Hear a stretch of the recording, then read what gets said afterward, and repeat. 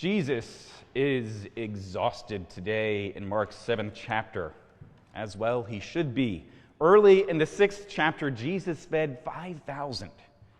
Then he goes about and he walks on water, and he gets with the disciples who think he's a ghost, and he decides to stay with them in the boat, and the rough storm turns calm. He gets to shore and he heals a sick guy after a whole brood of people rush upon him for healing. Like he was just surrounded by people everywhere trying to touch his cloak. Wherever he went, people found him and they brought to him their sick for healing. And in chapter 7, earlier, he called out the hypocrisy of the Pharisees and Sadducees' behavior, which is kind of ironic given what happens in this morning's gospel vignette with the Syrophoenician woman here today, but more on that in a moment. Jesus sets off, and he heads to really foreign territory for a Jewish person. He heads off to the region of Tyre, and he enters a home where he didn't want anyone to take notice of him. I love that. When I go away and enter into an Airbnb and no one takes notice of me, oh, that's a good feeling. But notice Jesus, they did. Have you ever simply needed time to yourself and been interrupted by a child maybe, or by any number of different things? It's an exhausting, it's a frustrating moment.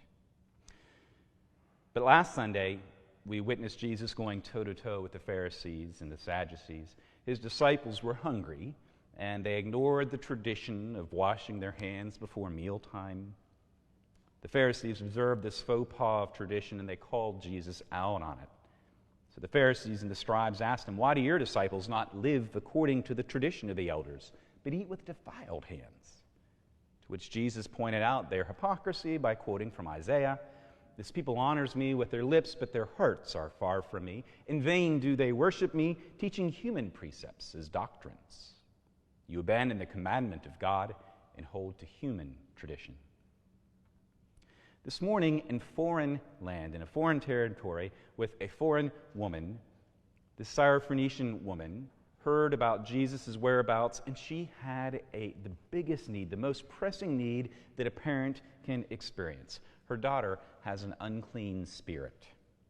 Any parent in their right mind at all gets consumed when their child is ill. And I'd say that an unclean spirit definitely qualifies as ill. This incredible woman was a Gentile. She was Syrophoenician.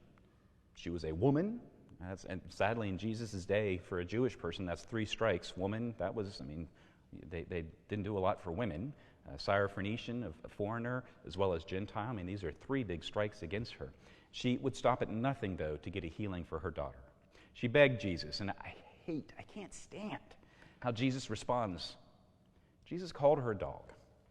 He used an ethnic slur and showed her and he showed the rest of Mark's readers what he thought of his ministry, how he conceived his ministry, that it was to the Jewish people. But this blessed woman teaches Jesus, and I love her for it. I wish in the Gospels we heard more about her. We all need to learn from her. "But sir, even the dogs eat the crumbs under the master's table." To which Jesus commends her, sends her on her way back to her daughter, declaring that the demons left. Now many, and I have done this too, many try to explain away Jesus' mistreatment of the foreign woman with ideas such as, calling her a dog wasn't really that bad. He was just teasing. Or he was just testing her faith. It wasn't that big of a deal. Or he was, as I alluded to here earlier, he was tired and he was having a really rough day. I have a rough day all the time, and I can't afford to do that sort of thing. Give me a break.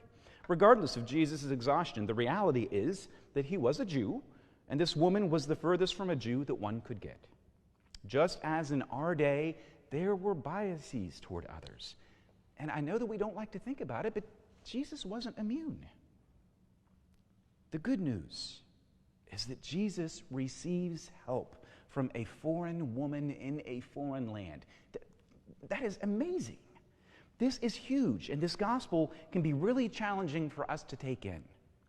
Our Jesus, who we understand to be for all creation, you hear me preach about it all the time, and we talk about it all the time, had a hard time with this woman. Actually, with her quip back to Jesus, she put him in his place. It's not, but even the dogs get the crumbs from the master. Yeah, but even the dogs get the crumbs from the master's table, right? We don't really know if he was happy with her quip or if he was embarrassed or perturbed or put out, but we do know that he declared her daughter to be demon-free, and he himself was opened. From there on out in that gospel, Jesus began to see things anew. The man in the next little story in our pair of stories for this morning has his hearing restored with the words, "Be opened." Love that, be opened. Jesus is opened up here by this foreign woman. And now the next story Mark has in his gospel is Jesus says to someone, "Ephatha." Yes, I know I'm probably butchering that pronunciation. Be opened, spoken by Christ. That's right, the Gentile Syrophoenician woman opens up Jesus to his mission to Gentiles. And next, Jesus heals the deaf man with the words, "Be opened." Being open is the message for this morning. Are we willing to listen and to learn from unexpected people and places? Sometimes I am, sometimes I'm not. Now, I believe that the church is at an exciting and a critical time in history with the good news we have to share. We have great news, and we find the world in dire need for good news. I don't know if it's that much harder today or if we just see it a lot faster. Maybe it's both, probably.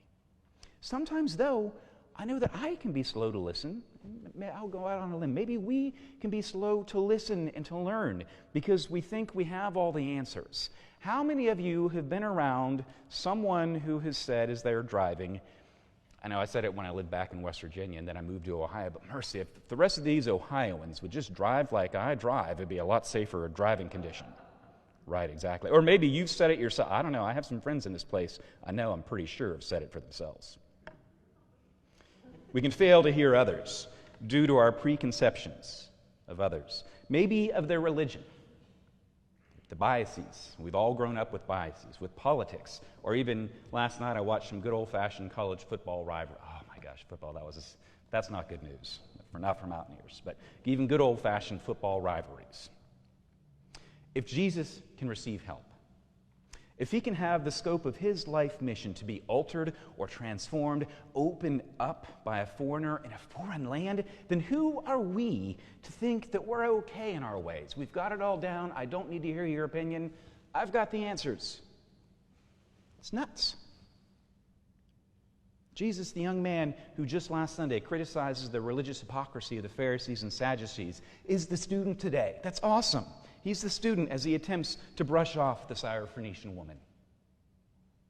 May we be open today. May our hearts and may our minds look and listen to and for those on the margins of society, to hear what they have to say to us.